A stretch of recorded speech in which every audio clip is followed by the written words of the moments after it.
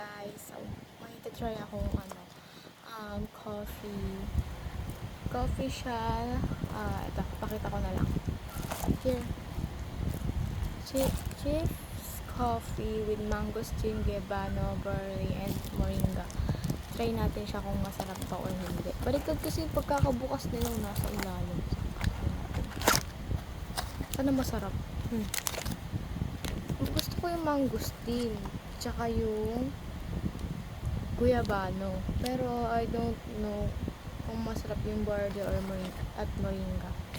May tubig na mainit na ako. Kailangan 180 ml. Pero hindi ko yung init niya. Pero hindi ko alam kung ano ka-init niya. Pero bagong init lang siya.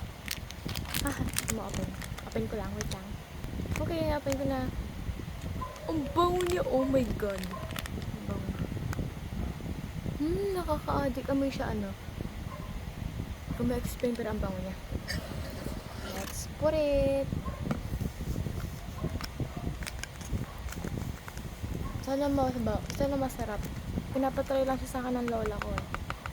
Pero hindi siya pwede sa sa mga bata. Hindi siya required sa mga bata. Tapos, not intended for children, pregnant and lactating woman. Ang bango niya in fairness. Kailangan siya haluin hanggang sa matunaw. Ang bango niya, amoy lang siya coffee, literal. Legit. May coffee lang siya.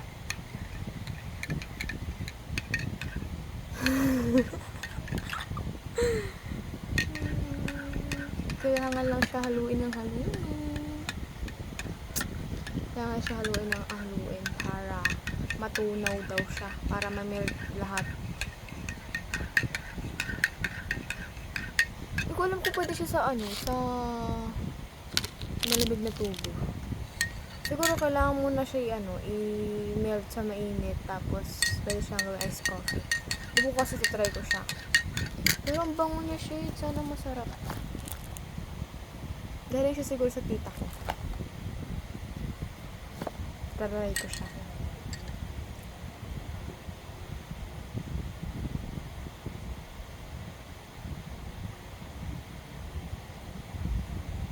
Baka mapasok ako.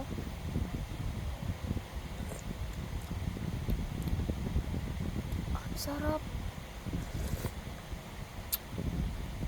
Ang sarap niya guys. Legit reaction, ang sarap. Okay lang talaga yung mukha ko.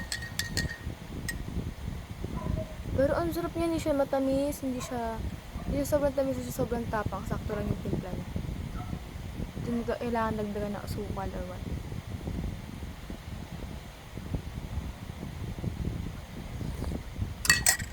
Tsaka maganda yung gamit yung ingredients.